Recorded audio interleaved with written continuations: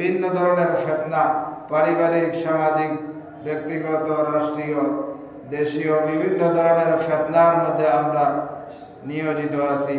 ফিতনা কাকে বলে, ফিতনার আলামত কি কি, কোন কোন বিষয় প্রকাশিত হলে বুঝবো আমরা ফিতনায় নিপতিত আছি, ফিতনার সময় আমাদের করণীয় কি, এ বিষয়ে হাদিসে পৃথক পৃথক আলোচনা, পৃথক পৃথক অধ্যায় রয়েছে।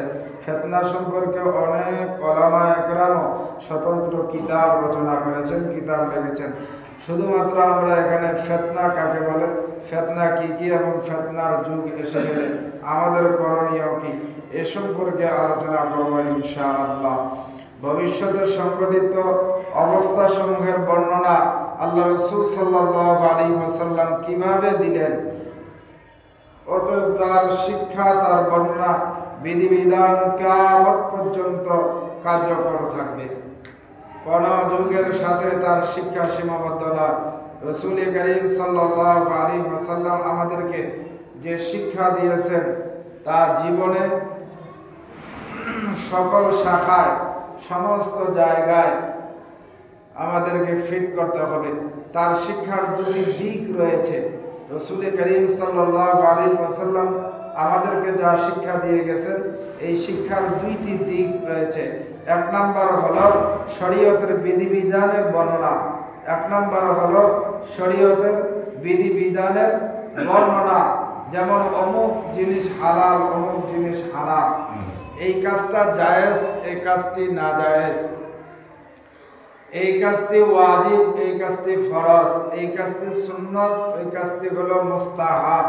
অন্যটি হলো মুসলিম উম্মাহের ভবিষ্যতে কি ধরনের অবস্থার মুখোমুখি হবে এবং তাদের উপরে কি কি বিপর্যয় আসবে এবং সে অবস্থায় করণীয় কি এবং তার বর্ণনা।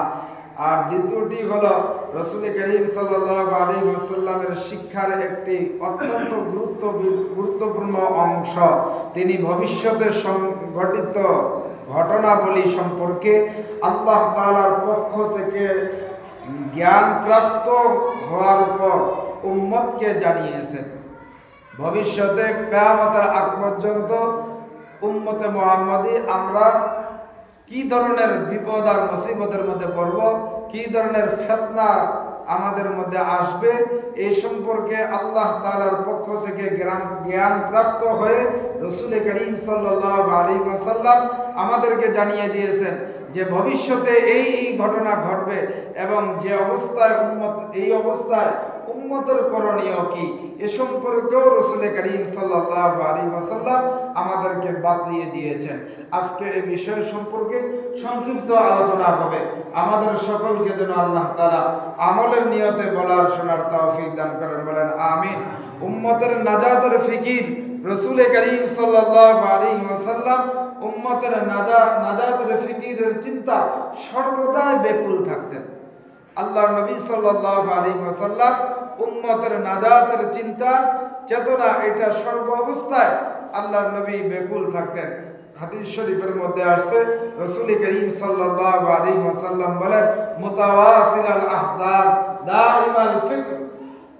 রাসূল করিম সাল্লাল্লাহু আলাইহি ওয়াসাল্লাম সর্বদাই চিন্তিত এবং দুঃখ ভারাক্রান্ত অবস্থায় থাকতেন। আপনার আমার নবী আপনার আমার নাজাতের জন্য, আপনার আমার মুক্তির জন্য, আপনার আমার শান্তির জন্য কিভাবে আপনি আমি মুক্তি পেয়ে যাই, কিভাবে আপনি আমি শান্তি পেয়ে যাই, কিভাবে আপনি আমি আল্লাহ তাআলার কাছে মাফ পেয়ে যাই, এই ব্যাপারে আল্লাহ রাসূল সাল্লাল্লাহু আলাইহি ওয়াসাল্লাম সর্বদাই চিন্তিত থাকতেন, সর্বদাই চিন্তিত থাকতেন। এই অবস্থায় আমরা কি পরিমাণ চিন্তিত? আমরা আমাদের নিজের নাজাতের জন্য, নিজের মুক্তির জন্য, নিজের শান্তির জন্য, ব্যক্তি জীবন, পারিবারিক জীবন, সামাজিক জীবন, রাষ্ট্রীয় জীবন, আপনার আমার এই হায়াতটা যা আপনি আমি কাটাইতেছি, দুনিয়ার এই জিন্দেগিটা কিভাবে আপনি আমি শান্তিতে কাটাইতে পারবো, আখিরাতে কিভাবে মুক্তি পাবো, এই ফিকির আপনার আমার কি পরিমাণ আছে। অথচ রাসূল করিম সাল্লাল্লাহু আলাইহি ওয়াসাল্লাম সর্ব অবস্থায় তিনি বেকুল থাকতেন, ভারাক্রান্ত থাকতেন, এই চিন্তায় তিনি ব্যস্ত থাকতেন যে উম্মতের কিভাবে নাজাত হবে, মনে হতো সর্বদাই তার উপর কোনো না কোনো আল্লাহ রাসূল সাল্লাল্লাহু আলাইহি ওয়াসাল্লামের উপরে দুঃখ ছেয়ে আসছে। এটা কিসের দুঃখ? যে সম্প্রদায়ের প্রতি তাকে যে প্রেরণ করা হয়েছে, উম্মতের প্রতি তাকে যে আল্লাহ তাআলা যে পাঠিয়েছেন, তাদেরকে কিভাবে জাহান্নামের আগুন থেকে বাঁচানো যায়, কিভাবে আমার উম্মতকে জান্নাতে নিয়ে যাওয়া যাবে, কিভাবে আমার উম্মতকে জাহান্নাম থেকে বাঁচাইয়া জান্নাতি বানানো যায়, এই চিন্তা ফিকির সর্ব অবস্থায় রাসূল করিম সাল্লাল্লাহু আলাইহি ওয়াসাল্লামের অবস্থা ছিল। কোরআনে কারীমের মধ্যে এই বিষয়টির ইঙ্গিত আল্লাহ তাআলা এইভাবে দিয়েছেন। সূরা শুআরা 3 নম্বর আয়াতে রব্বুল আলামিন বলেন, লাআল্লাকা বাখিরুন নাফসাকা আল্লা ইয়াকুনু মুমিনিন। আল্লাহ নবীকে আল্লাহ তাআলা বলতেছেন, লোকেরা ঈমান আনছে না বলে আপনি কি দুঃখে আত্মবিনাশী হয়ে পড়বেন? রাসূল করিম সাল্লাল্লাহু আলাইহি ওয়াসাল্লাম উম্মতের এত চিন্তা করতেন যে আল্লাহ তাআলা কোরআনে কারীমের মধ্যে তার বর্ণনা এইভাবে দিচ্ছেন যে হাবিব, আপনার উম্মতেরা লোকেরা যে ঈমান আনতেছে না, ঈমান না আনার কারণে আপনি কি দুঃখে এবং আত্মবিনাশী হয়ে পড়বেন?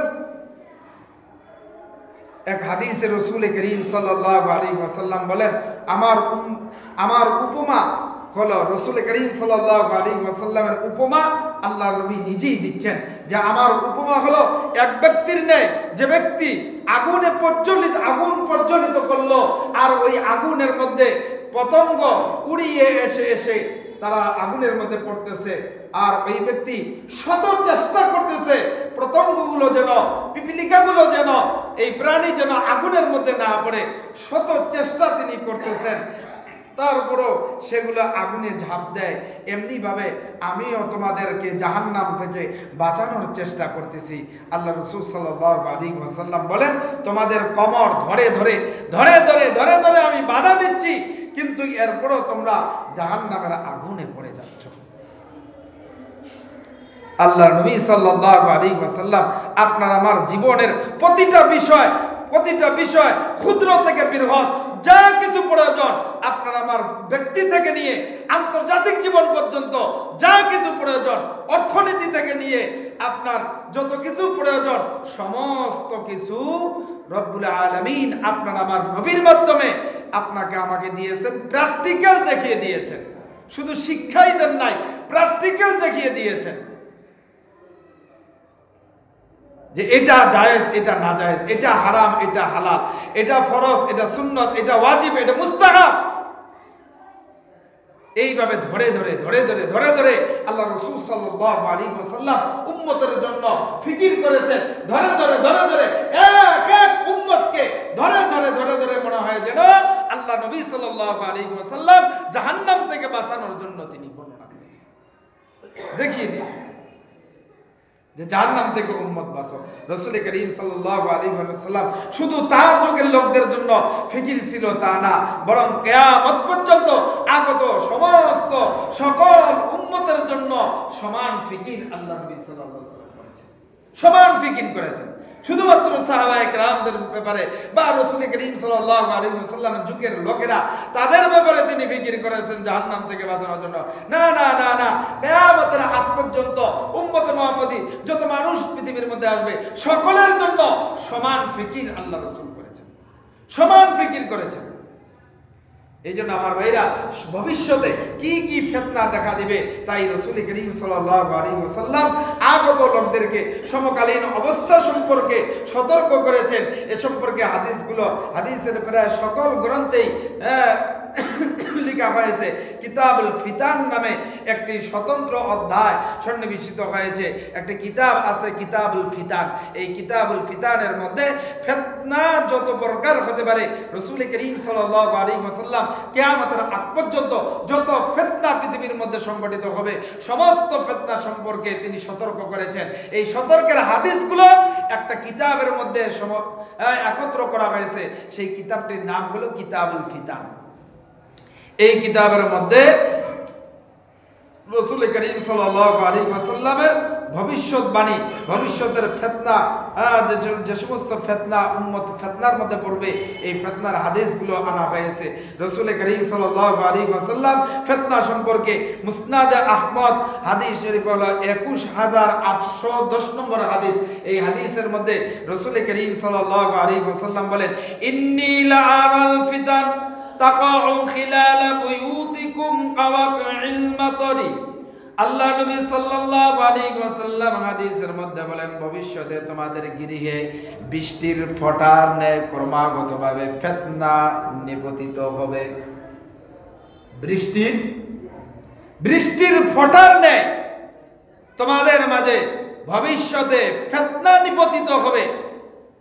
মুহতারাম হাজিরিন, এই হাদিসের মধ্যে রাসূল করিম সাল্লাল্লাহু আলাইহি ওয়াসাল্লাম ফিতনাকে বৃষ্টির সাথে তুলনা করলেন। কেন তুলনা করলেন? কারণ হলো বৃষ্টি যখন আসে তখন অনেক পানি পড়ে না অল্প পানি পড়ে? অনেক পানি পড়ে না? অনেক ফোঁটা পড়ে। যে ফোঁটা পড়ে, এই ফোঁটা আমরা কেউ গণনা করতে পারবো না। অগণিত ফোঁটা বৃষ্টির সাথে পড়তে থাকে।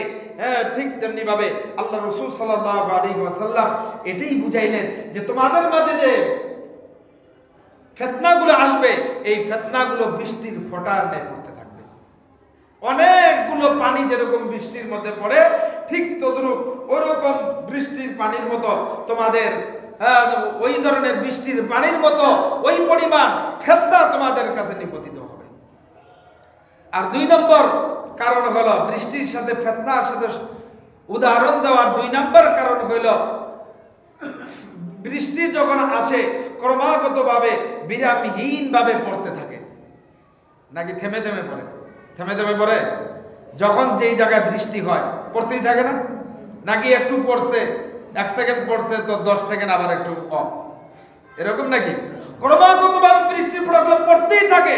ঠিক তেমনি ভাবে উম্মতকে সতর্ক করে আল্লাহ রাসূল সাল্লাল্লাহু আলাইহি ওয়াসাল্লাম বলেন যে তোমাদের মাঝে যখন ফিতনা নিপতিত হবে, এই ফিতনাটা বৃষ্টির মতো ক্রমাগতভাবে পড়তে থাকবে। এটার কোনো বিরামহীন থাকবে না। একটা ফিতনা আসবে, এটা যাইতে না যাইতে আবার দ্বিতীয়টা আসবে, দ্বিতীয়টা যাইতে না যাইতে আবার তৃতীয় ফিতনা আসবে, তৃতীয় ফিতনা যাইতে না যাইতে আবার চতুর্থ ফিতনা আসবে। এইভাবে ফিতনা আসতেই থাকবে, আসতেই থাকবে। এমনকি এই ফিতনাগুলো তোমাদের ঘর পর্যন্ত এসে পড়বে। এই ফিতনাগুলো তোমাদের ঘর পর্যন্ত এসে পড়বে। অন্য এক হাদিসের মধ্যে রাসূল করিম সাল্লাল্লাহু আলাইহি ওয়াসাল্লাম বলেন, সাতাকুনু ফিতানুন কাকিতুল লাইলিল মাজলিমু। আল্লাহ রাসূল সাল্লাল্লাহু আলাইহি ওয়াসাল্লাম বলেন, কাকিতুল লাইলিল মুসলিমি। আল্লাহ রাসূল সাল্লাল্লাহু আলাইহি ওয়াসাল্লাম বলেন যে অচিরেই আধার রাতের মতো অন্ধকার আচ্ছন্ন হয়ে তোমাদের মাঝে ফিতনা দেখা দিবে। অর্থাৎ অন্ধকার রাতে যেমন মানুষ রাস্তা খুঁজে পায় না, তদ্রূপ ফিতনার যুগে মানুষ কি করবে তা বুঝে উঠতে পারবে না।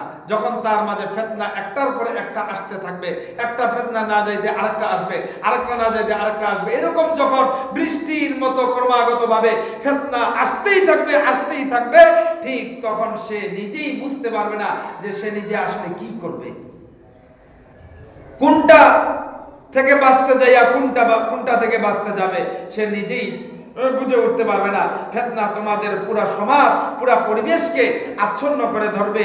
তা থেকে বেরিয়ে আসার কোনো পথ তোমাদের দৃষ্টিগোচর হবে না। রাসূল করিম সাল্লাল্লাহু আলাইহি ওয়াসাল্লাম ফিতনা থেকে আল্লাহর কাছে পানাহ চাওয়ার জন্য দোয়া শিখিয়ে দিয়েছেন আমাদেরকে দোয়া শিখিয়ে দিয়েছেন। আল্লাহ নবী সাল্লাল্লাহু আলাইহি ওয়াসাল্লাম বলেন যে তোমরা সর্ব অবস্থায় এই দোয়া করো, আল্লাহ তাআলার কাছে ফিতনা থেকে বাঁচার জন্য পানাহ চাও। আল্লাহুম্মা ইন্নী আউযু বিকা মিনাল ফিতান মা যাহারা মিনহা মা বাতান। আল্লাহুম্মা ইন্নী আউযু বিকা মিনাল ফিতান মা যাহারা মিনহা মা বাতান। আল্লাহ রাসূল সাল্লাল্লাহু আলাইহি ওয়াসাল্লাম এই দোয়া সর্ব অবস্থায় তিনি করতেন। হে আল্লাহ, আমরা আগত ফিতনা সমূহ থেকে আপনার কাছে পানাহ চাইতেছি, জাহিরি ফিতনা থেকে আপনার কাছে পানাহ চাই, বাতিনি ফিতনা থেকে আপনার কাছে পানাহ চাই, আমরা আমাদের ঘরের ফিতনা থেকে থেকে, বাহিরের ফিতনা থেকে, রাষ্ট্রীয় ফিতনা থেকে, সর্ব অবস্থার সর্ব ফিতনা থেকে আল্লাহ আপনার কাছে আমরা পানাহ চাই। এই দোয়া রাসূল করিম সাল্লাল্লাহু আলাইহি ওয়াসাল্লাম সর্বক্ষণ তিনি করেছেন। এজন্য আমাদেরকে এই দোয়া করতে হবে। আমরা আল্লাহ তাআলার কাছে আরবিতে না পড়লেও বাংলায় দোয়া করব যে রব্বুল আলামিন সকল প্রকার ফিতনা থেকে, সকল ধরনের জাহিরি এবং বাতিনি ফিতনা থেকে আমাকে তুমি হেফাজত করো। এইভাবে বাংলায় বলবো। আমরা কি বলে বাংলায় বলতে পারবো না? পারবো কিনা? বাংলায় এভাবে বলবো যে হে রব্বুল আলামিন, আমাদেরকে আপনি সকল ফিতনা এবং জাহিরি বাতিনি যত ধরনের ফিতনা আছে সমস্ত ফিতনা থেকে আপনি আমাদেরকে হেফাজত করেন। কোরআনে কারীমের মধ্যে ফিতনা শব্দটি এইভাবে আল্লাহ রাব্বুল আলামিন বলেছেন যে ওয়াল ফিতনাতু আকবারু মিনাল কতল। আল্লাহর কাছে ফিতনা হলো হত্যার অপেক্ষায় মারাত্মক গুনাহ। হত্যার চাইতেও মারাত্মক গুনাহ হলো ফিতনা। কেউ যদি নিজের ব্যক্তি জীবন থেকে নিয়ে আন্তর্জাতিক জীবন পর্যন্ত কেউ যদি ফিতনা সৃষ্টি করে, এই ফিতনা সম্পর্কে আল্লাহ রাব্বুল আলামিন কোরআনে কারীমের মধ্যে স্পষ্ট ঘোষণা করলেন ওয়াল ফিতনাতু আকবারু মিনাল কতল। ফিতনা হলো হত্যার চাইতেও নিকৃষ্ট গুনাহ। কারণ একটা হত্যা যখন হয়, এই হত্যার পিছনে আগে ফিতনা সৃষ্টি হয়। ফিতনার মাধ্যমে শত শত হত্যার সৃষ্টি হয়। ফিতনার আগে কিন্তু কোনো হত্যা হয় না। যে জায়গার মধ্যে ধরেন কোনো ফিতনা নাই, কোনো ধরনের সমস্যা নাই, কোনো ধরনের হিংসা বিদ্বেষ এগুলো নাই, ওই জায়গার মধ্যে কি হত্যা হবে? ওই জায়গার মধ্যে মানুষ মরবে? মানুষের প্রতি জুলুম করা হবে? হবে না। এই জন্য আমার ভাইরা, আল্লাহ তাআলার স্পষ্ট ঘোষণা হইল যারা ফিতনা করে এরা হইল এদের এই ফিতনা করাটা, ফিতনার যে বিষয়টা, এটা হলো হত্যার চাইতে মারাত্মক ধরনের গুনাহ। আমার ভাইরা বন্ধুরা, আমার রব্বুল আলামিন হাদিস শরীফের মধ্যে, কোরআনে কারীমের মধ্যে ফিতনা সম্পর্কে অনেক বর্ণনা করেছেন। সবগুলি বর্ণনা একসাথে বলা তো কোনো সম্ভব না, যেহেতু সময়ও কম। অল্প সময়ের ভিতরে মুখতাসার ভাবে এতক্ষণ পর্যন্ত যতটুকু আলোচনা করেছি আপনাদেরকে এটাই বুঝাইতে চেয়েছি যে ফিতনা যদি হয়, এই ফিতনাটা মারাত্মক একটা গুনাহ, মারাত্মক একটা অপরাধ। ফিতনার মাধ্যমে মানুষ কখনো শান্তি পায় না। ফিতনার মাধ্যমে শুধুই মাত্র অশান্তি, শুধুই মাত্র অশান্তি আসে। আর ফিতনার মাধ্যমে যে অশান্তিটা হয়, এই অশান্তি একটা বান্দাকে জাহান্নাম পর্যন্ত পৌঁছিয়ে দেয়, জান্নাতে নিতে পারে না।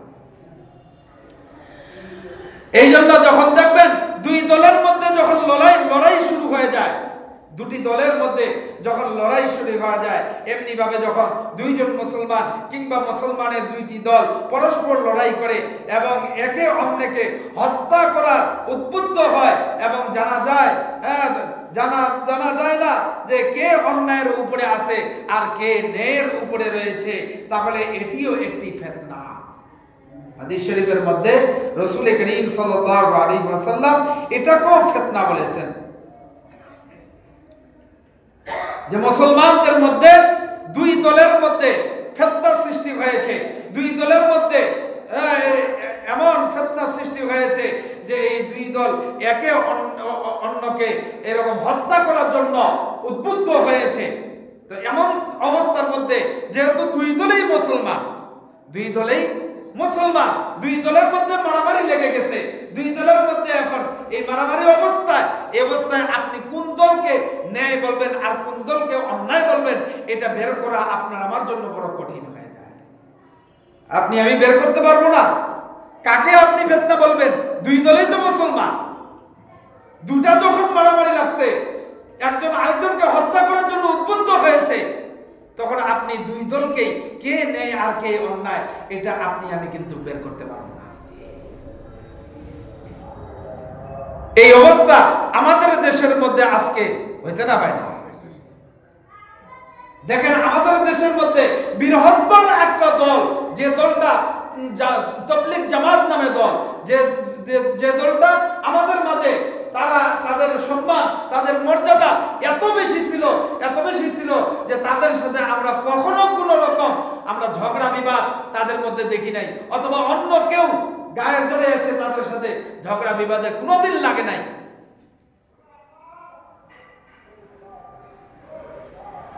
অথচ আজকে দুই দল মিলে মারামারি লেগে গেছে, একদল আরেক দলকে হত্যা করার জন্য উদ্বুদ্ধ হয়ে গেছে।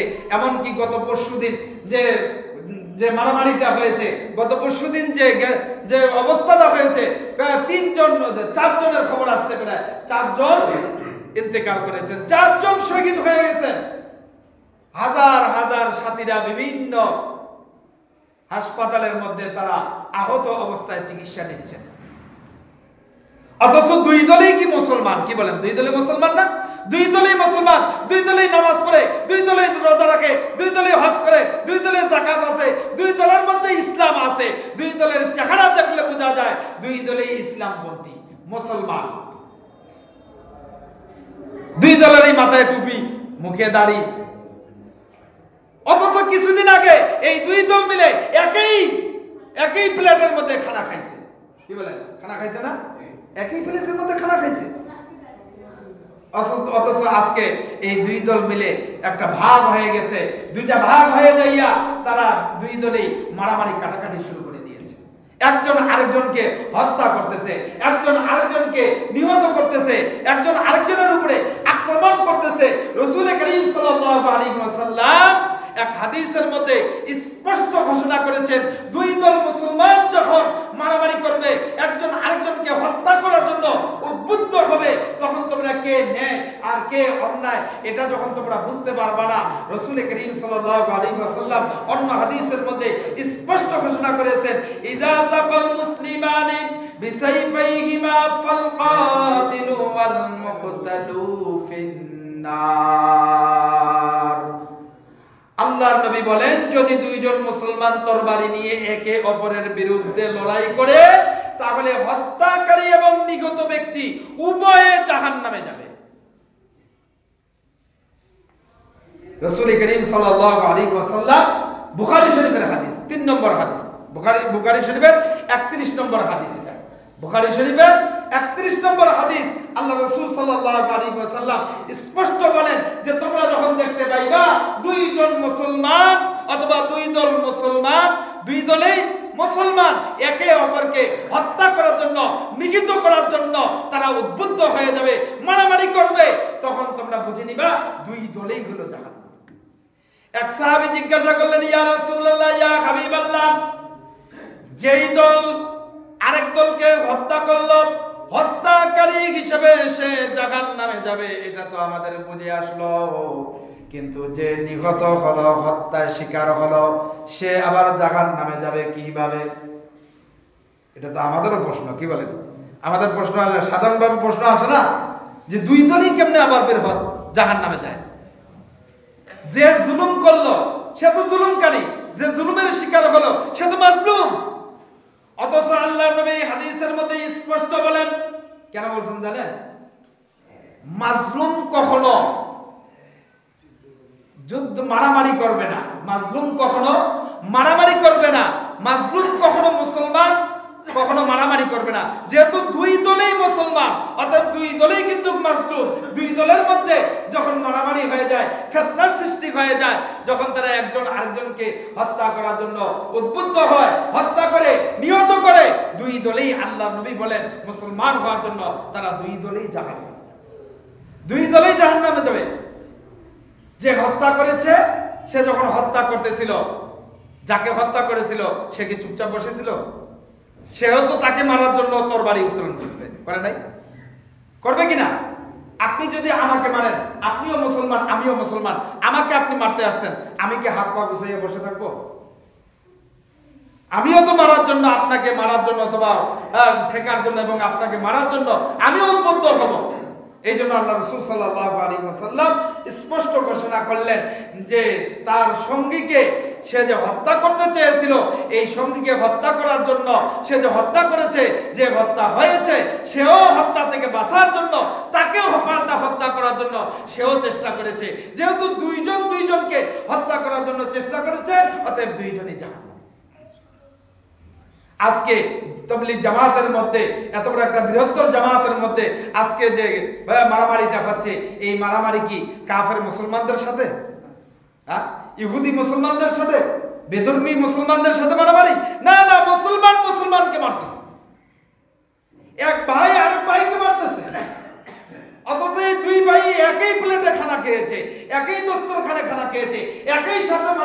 দাওয়াত দিয়েছে, একই সাথে মানুষকে ইসলামের দিকে নিয়ে আসছে, শান্তির দিকে ডাকছে, নামাজের দিকে ডাকছে, মসজিদের দিকে ডাকছে।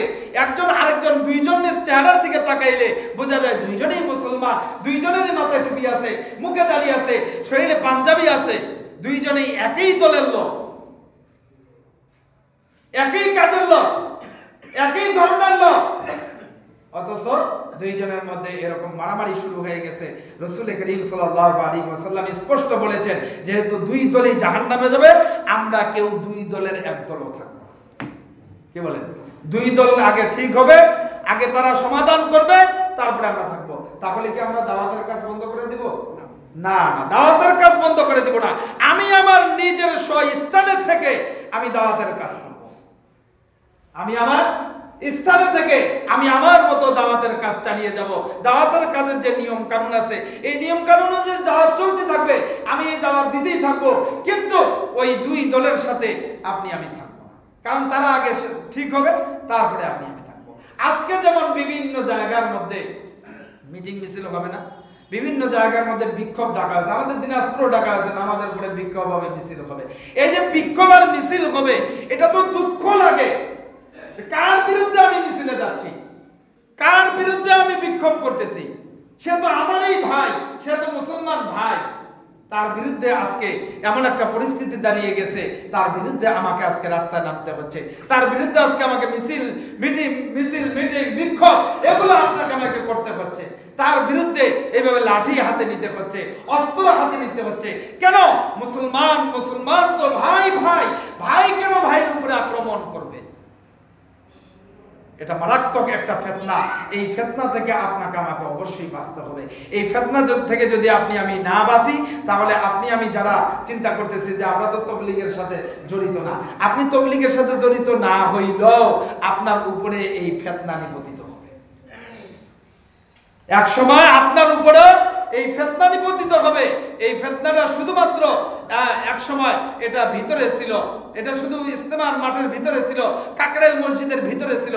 এখন তো এটা বাহিরে চলে গেছে, ছড়ায় ছিটিয়ে গেছে। বাহিরে শুধু ছড়ায় ছিটিয়ে যায় না, পুরো দেশের মধ্যে ছড়িয়ে গেছে। আবার পুরো দেশেই শুধু ছড়ে নাই, পুরো বিশ্বের মধ্যে এটা বিভিন্ন জায়গা, বিভিন্ন দেশের মধ্যে ছড়িয়ে গেছে। এমন একটা ফিতনা। এই জন্য এই ফিতনা থেকে বাঁচার জন্য আপনাকে আমাকে সতর্ক থাকতে হবে। আমার ভাইরা, ফিতনা সবচাইতে বেশি যে হয়, এই ফিতনা যখন চলে আসে, ফিতনা পৃথিবীর মধ্যে কিয়ামতের আগে পৃথিবীর মধ্যে 72 প্রকার ফিতনা নিপতিত হবে। রাসূল করিম সাল্লাল্লাহু আলাইহি ওয়াসাল্লাম হাদিস শরীফের মধ্যে বলেছেন 72 প্রকার ফিতনা পৃথিবীর মধ্যে নিপতিত হবে। এই 72 প্রকার ফিতনা আমাদের সমাজের মধ্যে, আমাদের দেশের মধ্যে, আমাদের সারা বিশ্বের মধ্যে এই 72 প্রকার ফিতনা আরো অনেক আগেই সংগঠিত হয়ে গেছে। তাহলে বোঝা যায় আমরা ফিতনার যুগেই আছি, আমরা ফিতনার যুগেই আছি। এই 72টি ফিতনা কি কি, এই বিষয়ে যদি আলোচনা করতে চাই আরো আধা ঘন্টা, 1.5 ঘন্টা দরকার, কিন্তু সময় নাই। আগামী জুমা ইনশাআল্লাহ 72 প্রকার ফিতনা ভবিষ্যৎবাণী আল্লাহর নবী যে হাদিস শরীফের মধ্যে দিয়ে গেছেন, এই ব্যাপারে আগামী জুমা ইনশাআল্লাহ 72 প্রকার ফিতনা সম্পর্কে আলোচনা করব। এই 72 প্রকার ফিতনা সম্পর্কে আমাদের জানার দরকার আছে না নাই? কি বলেন? জান্নাত, আমরা যদি জাহান্নাম থেকে বাঁচতে যাই, জান্নাতে যেতে যাই, নিজের ব্যক্তি জীবন, পারিবারিক জীবন, সামাজিক জীবন, রাষ্ট্রীয় জীবন যদি আমি শান্তির করতে চাই, সুন্দর করতে চাই, আমি যদি জান্নাতে যাইতে চাই, তাহলে এই 72 প্রকার ফিতনা সম্পর্কে আমাদের জানা অবশ্যই দরকার আছে। আমি আগামী জুমায় একটু আগে আসার, আজানের পরপরই আসার চেষ্টা করব, তাহলে এই 72 প্রকার ফিতনা সম্পর্কে জানতে পারবো। এখান থেকে আমি বাঁচতে পারবো, আপনার আমার দুনিয়ার জীবনটা সুন্দরভাবে সাজাইতে পারবো, আর এর মাধ্যমে আমি জান্নাতি হতে পারবো। আল্লাহ রাব্বুল আলামিন আমাদের সকলকে সহিভাবে বুঝদান করে সকল ধরনের ফিতনা থেকে আল্লাহ তাআলা আপনাকে আমাকে হেফাজত করেন। যারা আসলে কালাম